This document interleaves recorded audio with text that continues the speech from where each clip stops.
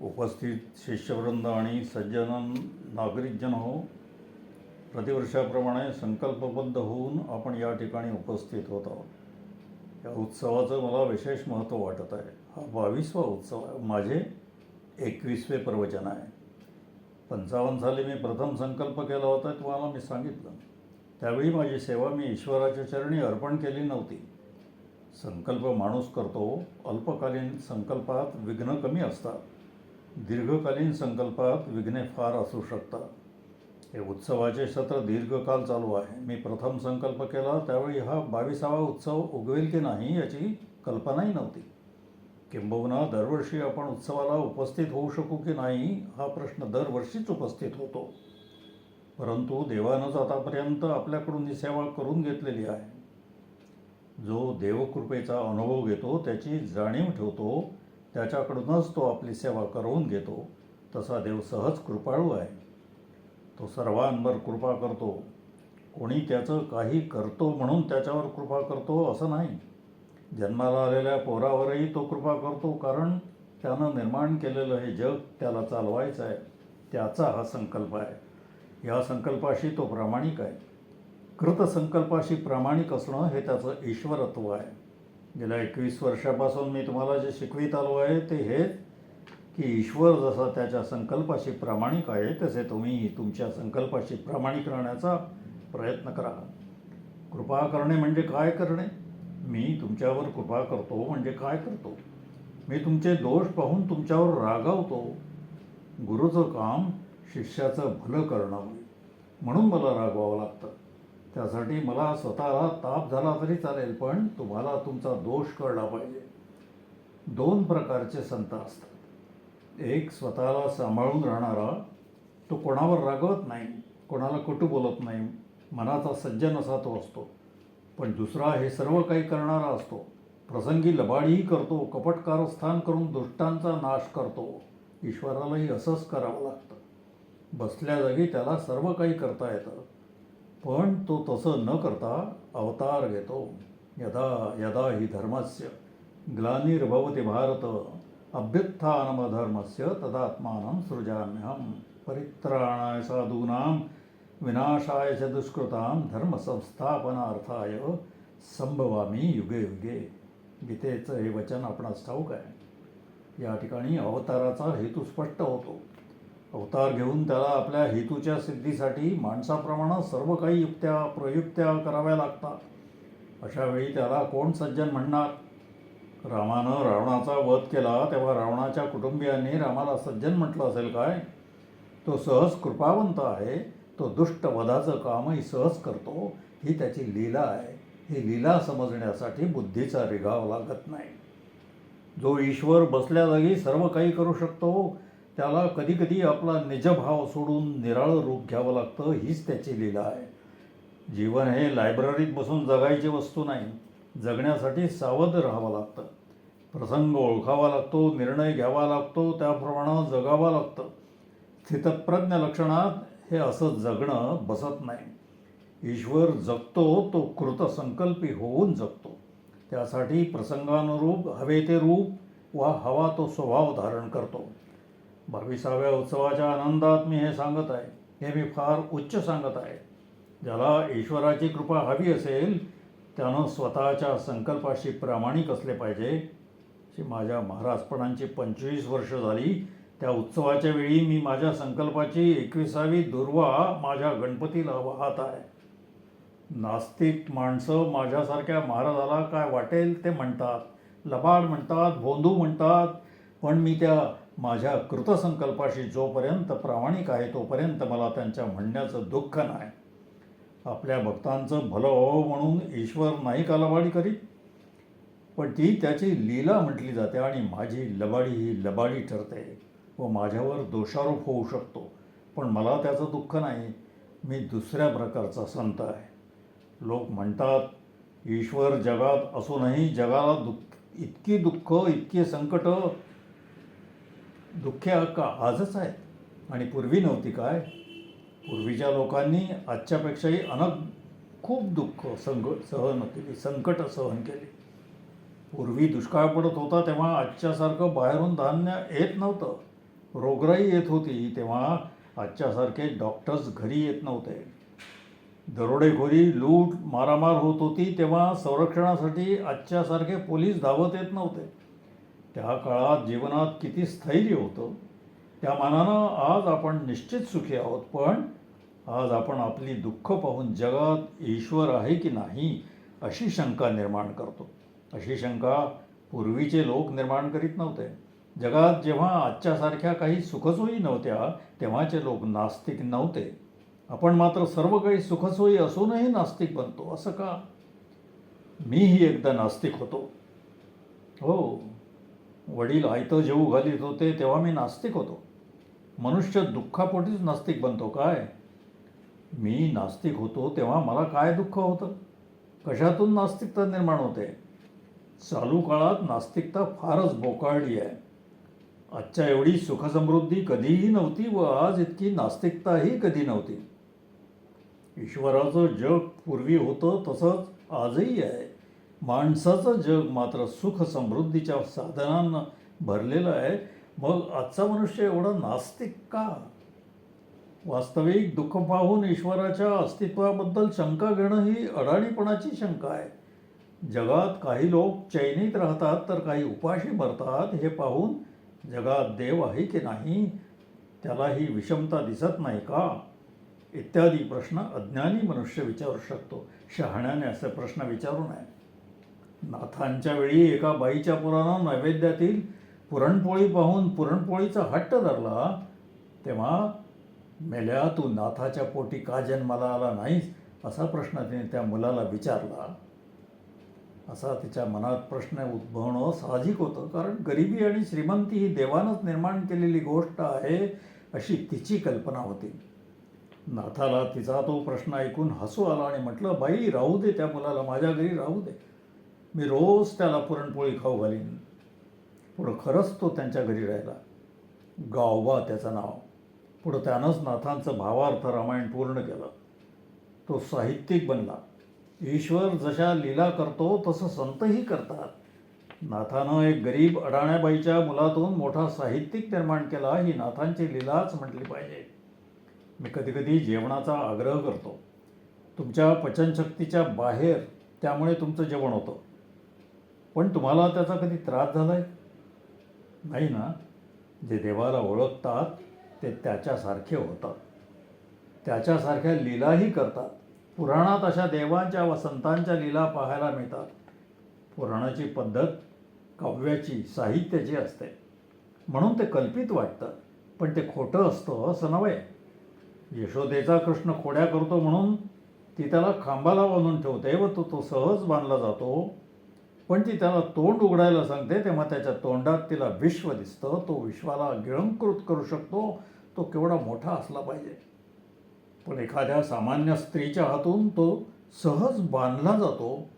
जो द्रौपदीला संकटाच्या वेळी वस्त्र पुरवतो, तो गोपींची वस्त्रही हरण करतो, ही त्याची लीला. ही लीला ओळखायला मती कुंठित होते. तर्क चालत नाही. जीवन निष्ठेनंच ती ओळखता येते. सारांश, आज आपण सुखात असूनही नास्तिक का बनत चाललो आहोत याचा नीट विचार केला पाहिजे. पूर्वीचे लोक दुःखात असूनही आस्तिक होते याचा अभ्यास तुम्ही करायला पाहिजे. पूर्वीच्या गृहिणीची सर्वसमावेशक वृत्ती आज किती गृहिणींमध्ये दिसते. आजची मुलं आज्ञाधारक का नाहीत? आज कुटुंबाचा, समाजाचा, सरकारचा धाक का वाटत नाही? व्यक्ती स्वातंत्र्य मिळूनही व्यक्ती सुखी का होऊ शकत नाही? या प्रश्नांची उत्तरं न शोधता, आजच्या दुःखाची कारणं न शोधता देवाला दोष देण्यात व नास्तिकपणाच्या टेंभा मिरवण्यात काय अर्थ आहे? मी तुम्हाला महाराज झाल्यापासून आतापर्यंत एकच निष्ठा शिकवीत आलो आहे आणि ती म्हणजे जीवननिष्ठा. मी ईश्वरनिष्ठा शिकवीत नाही, फक्त जीवननिष्ठा शिकवतो. का? याचा अर्थ तुम्ही ओळखण्याचा प्रयत्न करा. एकीकडे संत सांगतात की एका भगवंताचे भेटी पडो जीवलगाच्या तुटी, किंवा देह जावो अथवा राहो पांडुरंगी दृढ भावो. आणि दुसरीकडे मी तुम्हाला फक्त जगायला शिकवतो. असं का? ते तुम्हीच ओळखा. कुणी धर्मासाठी, कुणी आत्म्यासाठी, कुणी देवासाठी, कुणी समाजासाठी, अर्थव्यवस्थेसाठी, कुणी राष्ट्रासाठी जगायला सांगतात. मी फक्त तुम्हाला प्रथम जगा असं सांगतो. तुम्ही कशासाठीही जगा, पण त्यासाठी कसं जगावं हेच मी तुम्हाला शिकवतो आहे. काहीही साध्य करण्यासाठी वा कुठल्याही कारणासाठी जगायचं असलं तरी प्रथम जगावं लागतं. म्हणून प्रथम जगण्यासाठी मी काय करू हे कोणी सांगतं का? माणसाला जीवन हे स्वतःच जगावं लागतं. जगात आत्मा असला, देव असला तरी तो जगता जगताच ओळखावा लागतो. जीवनात जर तो नसेल तर मग काय आहे ते शोधून काढा. आपण कार्ल मार्क्स, रसेल, फ्रॉइड इत्यादी बुद्धिवादी वा विज्ञानवादी लोकांच्या काळात जगत आहोत. त्यांना आपण विसरू शकत नाही. तरीही आपल्याला देव ओळखायचा आहे. अज्ञानानंच तुमच्या मनात ईश्वराची श्रद्धा पोचली जात नाही. ज्या स्त्रीच्या कमरेत जोर नसतो तिचा गर्भपात होण्याची शक्यता अधिक असते. तसं ज्याच्या मनात अज्ञान आहे त्याच्या मनात ईश्वरनिष्ठा टिकत नाही, ती गळून पडते. तुमच्या वाटण्यावर वा न वाटण्यावर देवाचं अस्तित्व अवलंबून नाही. वाटणे म्हणजे असणे नव्हे. जो स्वतःशी अप्रामाणिक असतो त्याला देव कधीच कळत नाही. जीवनाची अनुभूती ही ज्याची त्यालाच घ्यायची असते. जगणे हे ज्याचे त्याचंच काम आहे. आपलं दुःख आपल्याला जेवढं कळतं तेवढं दुसऱ्याला कळत नाही. म्हणून आपणच आपल्या अनुभूतीशी, विचारांशी प्रामाणिक राहिलं पाहिजे. इतरांच्या अनुभूतीशी व विचारांशी ते पडताळून पाहिलं पाहिजे. नाही तर अज्ञान व आत्मवंचकता हे दोष निर्माण होतात व त्यामुळे जीवनात दुःख, नैराश्य, अगतिकता भोगावी लागते.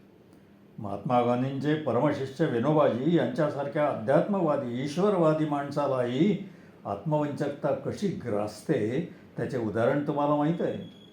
विनोबाजी म्हणतात, तरुणांनी युद्धात भरती व्हावं व म्हाताऱ्यांनी 70नंतर देहत्याग करावा, म्हणजे लोकसंख्येचा वाढीचा प्रश्न तो आपोआप सुटेल. विनोबाजींची 70 कधीच उलटली आहे, तरी त्यांना अजून देह सोडावासा वाटत नाही. अशी आत्मवंचकता मोठ्यांच्या जीवनात देखील असते. तेव्हा सामान्यांचा काय पडाव? पण म्हणून आपण सामान्यांनी आत्मवंचकता पत्करून जगावं असं नव्हे. स्वतःशी प्रामाणिक राहण्यासाठी फार मोठी बुद्धी अथवा विद्वत्ता किंवा ब्रह्मज्ञान लागते असं नव्हे. जीवन जो समजून उमजून जगेल त्याला स्वतःशी प्रामाणिक राहता येतं. जगण्याचा ज्याचा संकल्प असेल त्यालाच आपले सामर्थ्य काय आहे, आपला अधिकार काय आहे, आपली बुद्धी किती आहे हे कळेल व तोच आत्मवंचकतेच्या दोषापासून दूर राहील. अशा माणसाला निग्रहानं जगण्याची हिंमत येते. त्याची जीवननिष्ठा पोचली जाते व त्याला देव ओळखता येतो. तुम्हाला देव का दिसत नाही? त्याचं कारण तुम्ही जगण्याचा संकल्प करीत नाही व केला तरी त्याच्याशी प्रामाणिक राहत नाही. देव आहे व तो माणसाच्या जीवनात आहे हे सिद्ध करण्यासाठी ऋषीमुनींनी जीवाचा आटापिटा केला, तरी आपण त्यांच्यावर विश्वास ठेवत नाही. असं का? इतिहास पाहिला तर असं दिसतं की प्रत्येक शतकात फक्त एक दोनच संत झाले. असं का? पटल्यासारखे बरेच जण दाखवतात, पण पटणारे फक्त 1-2च निघतात. मी देव पाहिला असूनही मी तुम्हाला भक्ती शिकवत नाही, देवनिष्ठा शिकवतो, पण ती देखील जीवननिष्ठेतूनच येते. म्हणून माझ्या शिकवणुकीचं सार जीवननिष्ठा हीच आहे. तार्किकांचे अंतःकरण दगडाचे असते, त्यांचे डोळे कधी पाणावत नाहीत. मीही तसाच आहे. मला देवाचा काय वाटेल तो अनुभव असेल, पण त्याच्यावरील प्रेमानं माझे डोळे कधीही पाणावत नाही. भक्तिरसात मी कधीही स्वतःला बुडवून घेत नाही. मानवाचं दुःख पाहून मी जेवढा तळमळतो, कासाविषयी होतो, तेवढी तळमळ व कासाविषयी मला देवाच्या दर्शनाबद्दल कधीच वाटले नाही. तरी त्यानं आपण होऊन दर्शन दिलं. काय ही त्याची लीला! देव त्याला दिसतो की जो स्वतःला पाहतो, जो सत्यसंकल्पी असतो. जो सत्यसंकल्पी नाही, त्याच्या जगण्याचा संकल्प नाही, हट्ट नाही, त्याला देव कसा दिसेल? गेल्या 25 वर्षापासून मी तुम्हाला देवदेव करायला न सांगता जीवननिष्ठाच शिकवली आहे. त्याबद्दल मी वाटेल ती निंदा सहन केलेली आहे. मी महाराजपणाचा धंदा करतो असं म्हणून घेण्यात मला मुळीच लाज वाटत नाही. कोणी मला लबाड धंदेवाईक महाराज म्हटलं तरी मला त्याचं दुःख नाही. ज्यानं देव व धर्म खऱ्या अर्थानं ओळखला नाही त्यालाच वरील गोष्टींचं दुःख व लाज वाटू शकते. देवाची कृपा कशी मिळवली, त्याची भक्ती कशी करावी, यासाठी मी तुम्हाला कोणतीच योग याग इत्यादी प्रतिष्ठित साधनं सांगत नाही. फक्त साधी उपासना सांगतो की जो कोणीही केव्हाही व कुठेही करू शकतो व देवाच्या कृपेस पात्र होऊ शकतो. पण केवळ उपासनाच सांगत नाही तर जगावं कसं हेच प्रामुख्यानं शिकवतो. कारण जीवनाच्या गरजेतूनच तुम्हाला देवाची गरज वाटेल. ज्याला जीवनाचे अगत्य वाटत नाही त्याला देव तरी कशासाठी हवा. जो दुखणाईत आहे त्यालाच औषधाचं महत्त्व व गरज वाटते. घरात कितीही भारी दर्जाची औषधं असली तरी जोपर्यंत आजार येत नाही तोपर्यंत त्यांचा काय उपयोग. आजारी पडल्यावरही सारीच औषधं घ्यायची नसतात. आजार ओळखूनच योग्य ते औषध घ्यावं लागतं. यासाठी जाणकाराचा सल्ला घ्यावा लागतो. तेव्हा जीवनाच्या प्रामाणिक अनुभूतीतूनच देवाचं महत्त्व व अगत्य माणसाला वाटत असतं. कोणी सांगतो म्हणून देवाची ओळख होत नाही. साधू संतांनी सांगितला म्हणून देव ओळखता येत नाही. देव हा माणसाच्या मर्यादाबाहेर असतो. ज्याला आपण मर्यादा कळतात त्यालाच त्यांच्या पलीकडचा देव दिसू लागतो. पण जिद्दीनं हिरिरीनं जगल्याशिवाय आपल्याला आपल्या मर्यादा कळत नाहीत. जोवर आपण आपल्या मर्यादेच्या आत जगतो तोवर देवाची गरज वाटत नाही. ब्रह्म हे हिंडून मिळवण्याची वस्तू नाही. जे स्वसंवेद्य आहे त्याला हिंडण्याची गरज काय. विनोबाजी म्हणतात, मी इतका हिंडलो तरी मला ब्रह्म मिळाले नाही. समाधी लावूनही ब्रह्मप्राप्ती होईल पण ईश्वराची प्राप्ती होत नाही. समाधी लावणं म्हणजे मरण्याची कला शिकणं. व्यवहारात ते मरणच असतं. म्हणून ब्रह्मप्राप्तीसाठी मरावं लागतं. पण ईश्वर प्राप्तीसाठी जगावंच लागतं. जगण्यासाठी जसा ईश्वर लागतो तसं ईश्वरासाठीही जगावं लागतं. म्हणून मी तुम्हाला नेहमी फक्त आणि फक्त जगायला शिकवतो. एकदा ही कला तुम्हाला साधली म्हणजे वाटेल ते तुम्ही करू शकाल. देव, ब्रह्म, मोक्ष, कैवल्य काय वाटेल ते तुमचं ध्येय असो, ते साध्य करण्यासाठी तुम्ही प्रथम जगायला शिका, हेच माझं सांगणं आहे. विनोबाजींबरोबर मला यावेळी गांधीजींचीही आठवण येते. गांधीजी हे जबर ईश्वरनिष्ठ होते कारण ते स्वतःसाठी प्रामाणिक होते, सत्यसंकल्पी होते. या ईश्वरनिष्ठेच्या जोरावरच त्यांनी स्वराज्याचा संकल्प केला व तो पार पडलाही. ईश्वरनिष्ठा मिळवण्यासाठी त्यांनी काय तप केलं, कोणतं तप केलं? ते तप म्हणजे त्यांची जीवननिष्ठा. साध्या साध्या गोष्टीत त्यांची केवढी जीवननिष्ठा दिसून येते. परदेशी जाताना आईनं मद्यपान व मांसाहार करू नकोस म्हणून सांगितलं आणि त्यांनी मोठ्या निष्ठेनं ते व्रत सांभाळलं. याला म्हणतात जीवननिष्ठा. पुण्य मिळावं किंवा ईश्वराचं दर्शन व्हावं म्हणून त्यांनी हे व्रत पाळलं नव्हतं, तर आईला दिलेलं वचन आपण सांभाळलं पाहिजे, ही त्यांची निष्ठा होती. ही आईवरची निष्ठा असली तरी ती जीवननिष्ठाच आहे. कारण जीवनाच्या प्रेमातूनच आई वडील, भाऊ बहीण, मित्र, आप्तेष्ट वगैरेंच्याबद्दल प्रेम वाटू शकतं. जीवनातच त्याचं स्थान आहे व जीवनातच त्याचं महत्त्व आहे. गांधीजींची सत्य व अहिंसेवरील निष्ठा ही देखील त्यांची जीवननिष्ठाच होती. जीवनातच सत्य व अहिंसा यांना महत्त्व आहे म्हणून ते सत्यालाच ईश्वर मानित. त्यांना जीवनातील सत्यातच ईश्वर ओळखायचा होता. साधू संतांनी सांगितलेला ईश्वर त्यांना नको होता. यावरून त्यांची ईश्वरनिष्ठा ही खरोखर किती जीवननिष्ठा होती याची कल्पना करा. लोकमान्य टिळकांना जेव्हा विचारण्यात आलं की तुम्ही सत्यासाठी स्वराज्य सोडाल का स्वराज्यासाठी सत्य सोडाल, तेव्हा त्यांनी उत्तर दिलं की मी स्वराज्यासाठी ईश्वर देखील सोडेन. हाच प्रश्न जेव्हा गांधीजींना विचारला तेव्हा त्यांनी सत्यासाठी मी स्वराज्य सोडेन असं उत्तर दिलं. स्वराज्यासाठी दोघंही महापुरुष झटले, पण त्यांच्या निष्ठेत केवढा फरक. मला या ठिकाणी गांधीजींचे महात्म्य सांगायचे नाही, मी त्यांची स्तुती करीत नाही. जीवननिष्ठा कशी असू शकते हे शिकवण्यासाठी गांधीजींचं उदाहरण द्यावंसं वाटलं. तशी पुराणात अनेक उदाहरणं आहेत, पण ज्यांचा पुराणांवर विश्वास नाही त्यांच्यासाठी त्यांच्यासाठी चालू काळातील ऐतिहासिक व्यक्तींचं उदाहरण द्यावं लागतं. अशा या जबर जीवननिष्ठा असणाऱ्या गुरुचे शिष्योत्तम विनोबाजी, त्यांची जीवननिष्ठा पाहिली म्हणजे त्यांची कीव करावीशी वाटते. माझे शिष्य मला त्यांच्यासारखे नको आहेत, अजिबात नको आहेत. मानवी जीवनाचा जो कनवाळू, त्यालाच मी ईश्वर समजतो. माझा ईश्वर हा माझा कैवारी हवा. जसा मला ईश्वर हवा तसा तो मला मिळाला म्हणून मी धन्य आहे. मी संत असलो तर तो दुसऱ्या प्रकारचा संत म्हणून मला समजा. मी जीवननिष्ठ असल्यामुळे सदेह वैकुंठाला जाणार नाही याचा भावार्थ तुम्ही लक्षात घ्या. कायमे अपामारे बोलावी उत्तरे, परित्या विश्वंभरे बोलविले. नमस्कार, मी सुरेश कुलकर्णी.